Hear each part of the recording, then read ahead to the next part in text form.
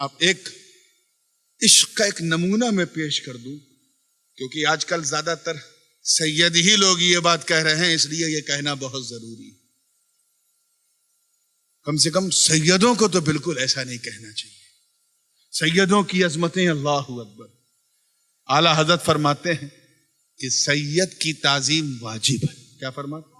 In any circumstances you have to pay respect of Syed, لیکن وہ صرف نام کا سید نہ ہو، واقعی سید ہو۔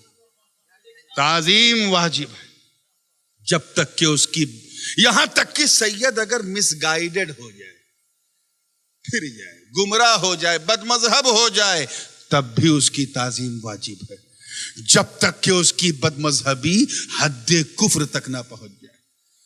جب حد کفر کو پہنچ جائے گی تو تعظیم حرام ہو جائے گی، کیونکہ کافر کی تعظیم حرام۔ جس کا سیدوں کے تعلق سے یہ خیال ہو، جو کہے کیا بات رضا اس چمنستان کرم کی، زہرا ہے کلی جس میں حسین اور حسن پھول۔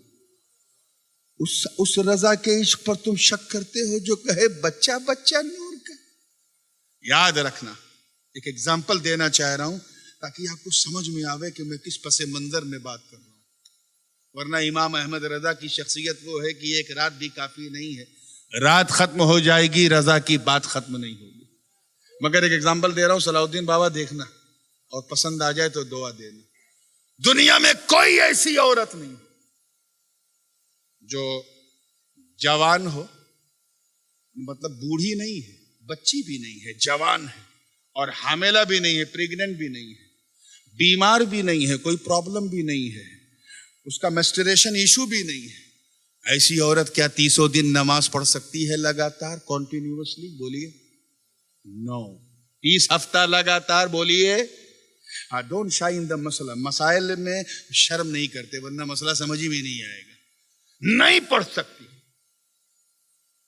30 دن، 30 ہفتہ، 30 مہینہ نہیں پڑھ سکتی، مگر اسی نیل گگن کے نیچے، اسی زمین کے اوپر صرف ایک خاتون جس نے 30 دن نہیں، 30 ہفتے نہیں، 30 مہینے نہیں، بلکہ ساری زندگی بلا فصل نماز پڑھی ہے۔ اور سنیوں، وہ کوئی اور نہیں، وہ ہماری ماں جناب سیدہ فاطمہ۔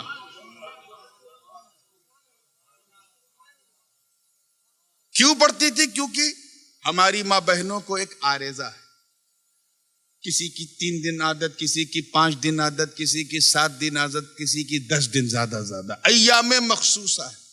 ان ایام میں، ان سرٹن ڈیز میں عورتیں، ہماری ماں بہنیں جو ہیں وہ نماز سے، تلاوت سے، روزے سے، طواف سے دور ہو جاتی ہیں، کیوں؟ Because of the dirtiness of blood. جو MC کا خون آتا ہے اس کی وجہ سے نماز نہیں پڑھتی، وہ خون گندا ہے۔ مگر یار وہ میری فاطمہ میں نہیں تھا، اللہ اکبر، میری سیدہ میں نہیں تھا، میری زہرا میں نہیں تھا، میری ماں بطول میں وہ خون نہیں تھا۔ اب میں اس بحث میں نہیں جاؤں گا جو علامہ ابن عابدین شامی نے کی۔ فرمایا کہ وہ ایک رطوبت تھی، ایک لکوڈ ہوتا تھا، ظاہر ہوتا تھا، پھر آپ وضو کر کے عصر پڑھتی تھی، پھر وہ لکوڈ ظاہر ہوتا تھا، پھر آپ وضو کر کے مغرب پڑھتی تھی، پھر ایک لکوڈ زائل ہوتا تھا، پھر آپ وضو کر کے عشاء پڑھتی تھی۔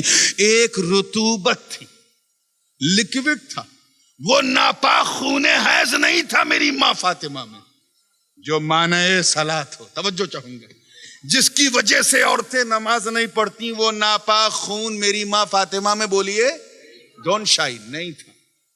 مگر وہ خون بہت ایکسپینسو، ویری امپورٹنٹ بلڈ۔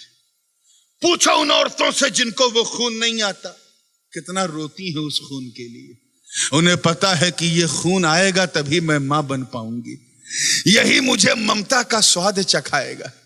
یہ خون اتنا اسپیشل ہے کہ اگر نہ ہو تو نہ جانے کتنے ڈاکٹر، کتنے حکیم، کتنے درگاہ، کتنے بابا، کتنے تعویذ، بس وہ خون مل جائے تاکہ میں ماما کہنے والی آواز سن لوں۔ اتنا، یہی وجہ ہے کہ جب کوئی عورت پریگننٹ ہوتی ہے تو وہ خون آنا بند ہو جاتا ہے۔ وہ خون آنا 9 منتھ تک نہیں آتا۔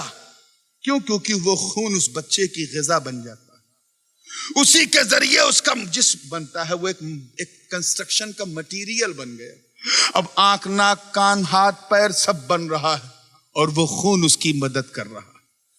تو دنیا کی ساری عورتوں میں تو وہ خون ہے، تبھی تو بچے پیدا ہوتے ہیں، مگر جناب زہرا میں وہ خون.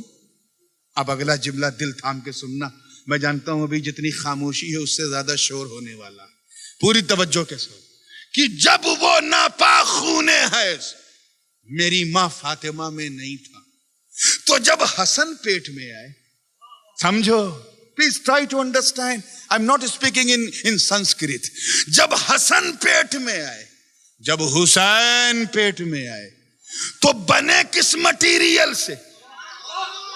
توجہ چاہو، کس چیز سے بنے؟